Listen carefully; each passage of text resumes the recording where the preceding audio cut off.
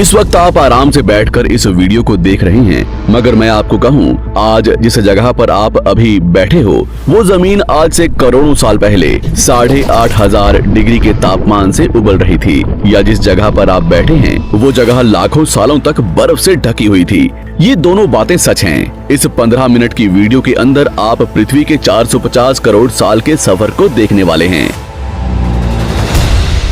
जिस जगह आज हमारा सौरमंडल है, वहाँ विभिन्न प्रकार की गैस और धूल के बादल हुआ करते थे। वैज्ञानिकों के मुताबिक इन धूल के बादलों से दूर एक तारा हुआ करता था। वक्त के साथ साथ उस तारे की ऊर्जा कम होने लगी, जिसके कारण उसके अंदर एक विशाल विस्फोट हुआ। विस्फोट की वजह से अंतरिक्ष की ये धूल एक दूसरे से दबने लगी। इस दौरान बादलों में स्थित धूल के कण दबाव और गर्मी के कारण बड़े उल्कापिंड और पत्थरों में परिवर्तित हो चुके थे, और इसी दबाव की वजह से इन बादलों में स्थित रेडियो एक्टिव पदार्थ ने ग्रेविटी का निर्माण किया। इस ग्रेविटी के कारण बीच में हाइड्रोजन और हीलियम इकट्ठा होने लगे। बीच के इस भयंकर दबाव के कारण एक विशाल विस्फोट हुआ, और इसी विस्फोट के कारण हमारे सूरज का जन्म हुआ। अंतरिक्ष में फैले एस्ट्रॉयड यानी क्षुद्र ग्रहों में भारी वजन की वजह से सूरज के करीब आकर सूरज की परिक्रमा करने लगे। धीरे धीरे इन्हीं एस्ट्रॉयड में भारी टकराव हुआ, जिसके फलस्वरूप मरकरी, विनस, अर्थ और मार्स जैसे ग्रहों का निर्माण हुआ। वैज्ञानिकों के मुताबिक उस वक्त पृथ्वी और मार्स यानी मंगल ग्रह के बीच थिया नामक ग्रह सूरज की परिक्रमा किया करता था। पृथ्वी पर ग्रेविटी होने की वजह से सूरज की परिक्रमा करने वाले एस्ट्रॉयड अब पृथ्वी की परिक्रमा करने लगे, और धीरे धीरे करोड़ों सालों तक ये पृथ्वी पर गिरते रहे। और ऐसी घटना हमारे पड़ोसी ग्रह थिया पर भी हो रही थी, जिसके कारण थिया पृथ्वी के और करीब आने लगा और आकर पृथ्वी से टकराया। इस भयंकर टकराव की वजह से पृथ्वी के हिस्से कणों के रूप में अंतरिक्ष में फैल गए और एक रिंग्स की तरह पृथ्वी की परिक्रमा करने लगे। इन्हीं परिक्रमा करते हुए कणों में टकराव होने लगा, जिसके कारण हमारे चांद का निर्माण हुआ।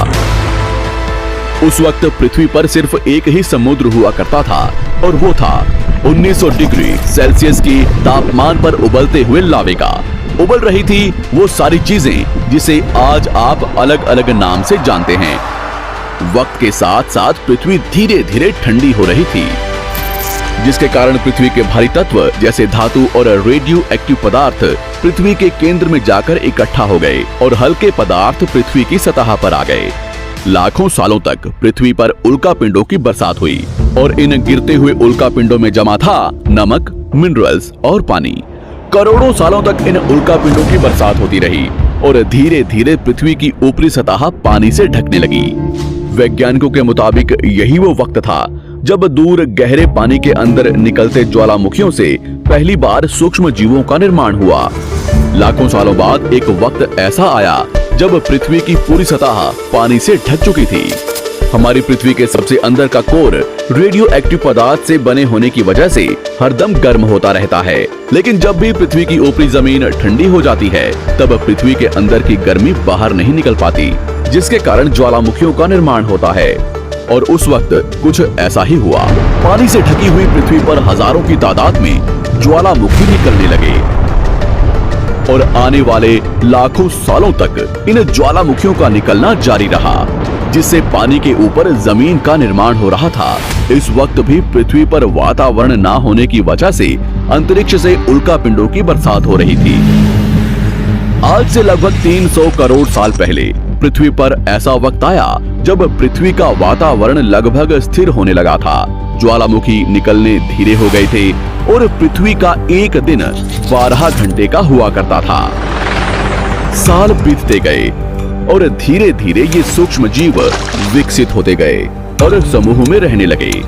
आज से लगभग 250 करोड़ साल पहले पहली बार पृथ्वी पर ऐसे जीवों का निर्माण हुआ जो जीने के लिए ये पानी के अंदर के मिनरल्स यानी खनिज पदार्थ और धूप का इस्तेमाल करते थे, और मल त्याग के रूप में ऑक्सीजन बाहर निकालते थे।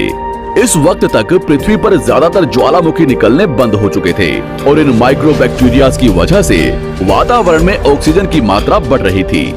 वातावरण में ऑक्सीजन बढ़ने की वजह से पृथ्वी का वायुमंडल बनना शुरू हुआ, और आने वाले हजारों सालों तक वातावरण में ऑक्सीजन की मात्रा बढ़ती रही। जिसकी वजह से पृथ्वी के ज्यादातर हिस्सों में ये सूक्ष्म जीव फैल गए। हजारों सालों बाद एक वक्त ऐसा आया जब पृथ्वी में ज्यादा ऑक्सीजन बढ़ने के कारण ये सूक्ष्म जीव मरने शुरू हो गए। उस वक्त तक पृथ्वी का वातावरण ठंडा होने के साथ साथ ऑक्सीजन से भी भर चुका था, जिसके कारण जमीन और वातावरण में स्थित आयरन यानी लोहे के मिनरल्स पानी में स्थित ऑक्सीजन से रिएक्ट होने लगे। और एक वक्त ऐसा आया जब पृथ्वी की जमीन आज के मार्स के जैसे लाल हो चुकी थी।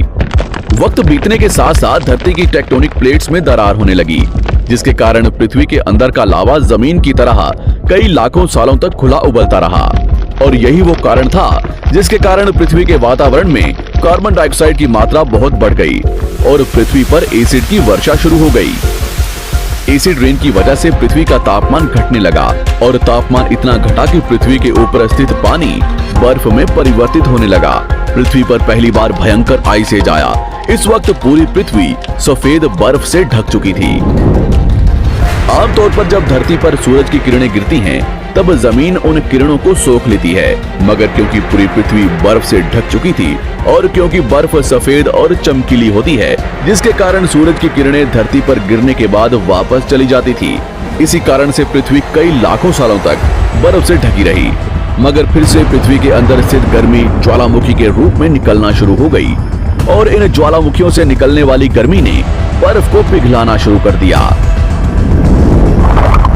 इसी बीच पृथ्वी की गहराई में बचे कुछ सूक्ष्म जीव धीरे धीरे बदल रहे थे और अब वो ऑक्सीजन को अपने शरीर को बड़ा और जटिल बनाने के लिए इस्तेमाल करने लगे थे। इस बीच पानी में अलग से भी छोटे समुद्री पौधे निकलने शुरू हो चुके थे। बाहर जैसे जैसे ज्वालामुखी निकल रहे थे, वैसे वैसे वातावरण कार्बन डाइऑक्साइड की वजह से गर्म हो रहा था। वक्त के साथ साथ बर्फ तो पिघलने लगी, मगर धरती पर फिर से एसिड की वर्षा शुरू हो गई, जिसके कारण फिर पृथ्वी ठंडी होने लगी और फिर पृथ्वी की ज्यादातर सतह बर्फ से ढक गई। ऐसा बार बार कई हजारों सालों तक होता रहा और इसी कारण से अब समुद्री जीव धीरे धीरे वातावरण के हिसाब से विकसित हो रहे थे। इस बीच कई सारे जीव और समुद्री जंगल्स विलुप्त हो गए, मगर जो बच गए वो धीरे धीरे पृथ्वी के बदलते तापमान के हिसाब से ढलते गए और अब हजारों सालों बाद समुद्री पेड़ बर्फ की वजह से पूरी तरह से मरते या सूखते नहीं थे। अब सूक्ष्म जीव समुद्री जीव बन चुके थे। जब फिर से ज्वालामुखियों ने पृथ्वी की बर्फ को पिघलाना शुरू किया, तब ये समुद्री पेड़ जल्दी विकसित होकर फैल गए। धीरे धीरे वातावरण में ऑक्सीजन की मात्रा बढ़ने लगी और पृथ्वी पर होने वाली एसिड की वर्षा कम होने लगी। वातावरण में ऑक्सीजन आने की वजह से पृथ्वी की ओजोन लेयर्स मोटी होने लगी और आज से लगभग 47 करोड़ साल पहले पृथ्वी की ऊपरी सतह पर पहली बार मोसोस नामक प्लांट उगना शुरू हुआ।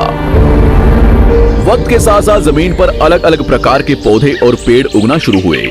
एक वक्त ऐसा आया जब जमीन के पेड़ों की लंबाई लगभग 80 से 100 फीट जितनी या आज के 5 से 6 मंजिला बिल्डिंग जितनी ऊंची हो चुकी थी। ये वो वक्त था जब समुद्री जानवर समुद्र से बाहर निकल रहे थे और जमीनी जानवरों में परिवर्तित हो रहे थे। धरती की ज्यादातर जमीन एक जगह इकट्ठी हो चुकी थी, जिसे आज हम पैंजिया महाद्वीप के नाम से जानते हैं। पृथ्वी का वातावरण और तापमान लगभग स्थिर हो चुका था और अब करीब 21 से 23 घंटे का दिन हुआ करता था।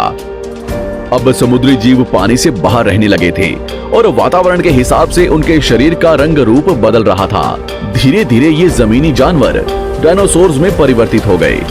जिन डायनासोर्स ने पेड़ पौधे खाने शुरू कर दिए, उनका शरीर लंबा और विशाल रूप से विकसित होने लगा।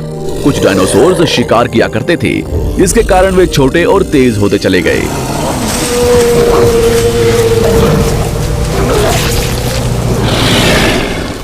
पृथ्वी की ऊपरी जमीन एक जगह इकट्ठी होने के कारण ज्यादातर जमीन रेगिस्तान और बंजर हो चुकी थी। ज्यादातर जंगल समुद्र के करीब हुआ करते थे, जिसमें डायनासोर्स रहा करते थे। आज से लगभग 20 करोड़ साल पहले पैंजिया महाद्वीप टूटना शुरू हो गया।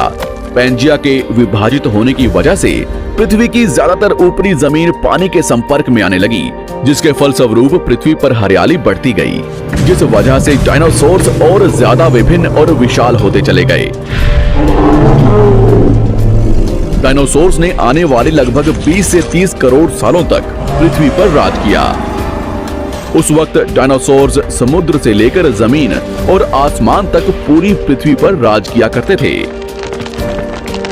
इस दौरान अफ्रीका से टूटा भारत सीधे आकर आज के तिब्बत से टकराया और इस टकराव की वजह से हिमालय का निर्माण हुआ। आज से लगभग 6.5 करोड़ साल पहले पृथ्वी की तरफ आज के माउंट एवरेस्ट से भी बड़ा लगभग 4.5 लाख करोड़ किलो जितना वजनीय उल्कापिंड लगभग 80,000 किलोमीटर प्रति घंटे की स्पीड से पृथ्वी की तरफ आ रहा था। पृथ्वी की सतह को छूते ही उसमें भयंकर आग लगी और वो जलते हुए सीधा पृथ्वी से टकराया। इस टकराव से निकलने वाली ऊर्जा आज के 10 करोड़ परमाणु बम एक साथ फटने के बराबर थी। जहां ये उल्कापिंड गिरा, वहां के जानवर और पेड़ तुरंत भाप बनकर जल गए। गिरते ही पृथ्वी पर पूरी तरह धूल फैलने लगी। समुद्र में भयंकर बाढ़ आने लगी। भूकंप और आग ने पृथ्वी को जलाना शुरू कर दिया। कुछ ही घंटों में पूरी पृथ्वी के वातावरण में हानिकारक गैस और धूल की वजह से पृथ्वी नर्क हो चुकी थी। डायनासोर्स, घुटन, आग और भूखमरी से पूरी तरह विलुप्त हो गए। इस वक्त हमारे पूर्वज जमीन के अंदर रहा करते थे, जिसके कारण वो इस विशाल प्रलय से बच गए। पृथ्वी का वातावरण पूरी तरह से काला और अंधेरा हो चुका था, जिससे धूप भी जमीन तक नहीं पहुंच पा रही थी। पृथ्वी के पेड़ और ज्यादातर जानवर विलुप्त हो गए। वातावरण में धूल और हानिकारक गैस के कारण पृथ्वी पर फिर से एसिड की वर्षा शुरू हो गई और फिर पृथ्वी ठंडी होकर बर्फ से ढक गई। लेकिन इस बार पृथ्वी की बर्फ लाखों सालों तक नहीं जमी रही और 80 से 90 हजार साल बाद ये बर्फ पिघलनी शुरू हो गई। जैसे ही धरती पर वातावरण फिर से पहले जैसा होने लगा, वैसे ही ये छोटे जीव जमीन से बाहर आना शुरू हो गए। उस वक्त पृथ्वी की बर्फ पिघलनी शुरू ही हुई थी, जिसके कारण अफ्रीका में घने ठंडे जंगल हुआ करते थे और इसी बीच ये जमीनी जीव बंदरों में परिवर्तित हुए। मगर जैसे जैसे पृथ्वी गर्म होने लगी, वैसे वैसे अफ्रीका के ये जंगल सूखने लगे। जंगल की चीजें खाने वाले बंदरों को खाने की कमी होने लगी। खाने की तलाश में इन बंदरों ने अपने पैरों पर चलना शुरू कर दिया, जिससे उन्हें दूसरे जानवरों के शिकार करने में मदद मिलती थी। धीरे धीरे बंदर एप्स यानी वानर में परिवर्तित हुए। खाने की तलाश में ये एप्स पृथ्वी के दूसरे हिस्सों में फैलने लगे और धीरे धीरे उनके शरीर का रंग रूप वहां के मौसम के हिसाब से बदलता गया। वक्त के साथ साथ हम आदिवासी बने। हमने हथियारों से लेकर आग का आविष्कार किया। हम धीरे धीरे इंसान के रूप में विकसित हुए। हमने धर्म से लेकर परिवार, भाषा और संस्कृति का निर्माण किया और वक्त के साथ साथ हम विकसित होते चले गए और आज हम इस पृथ्वी की सबसे विकसित प्रजाति बन चुके हैं। पृथ्वी को आज के जैसे बनने में लगभग 450 करोड़ साल का वक्त लगा है और हमें एक छोटे जमीन में रहने वाले जानवर से इंसान बनने में कई लाखों सालों का। मगर हमने इन 100 सालों में जितना पृथ्वी को गंदा और तबाह किया है, उतना आज तक किसी भी प्रजाति ने नहीं किया होगा। हम फिर से धरती को गर्म कर रहे हैं और कार्बन डाइऑक्साइड की मात्रा बढ़ा रहे हैं। वैज्ञानिकों का मानना है कि पृथ्वी पर फिर से विशाल परिवर्तन होने वाला है। भविष्य में पृथ्वी कैसी होगी, जानेंगे हमारी अगली वीडियो में।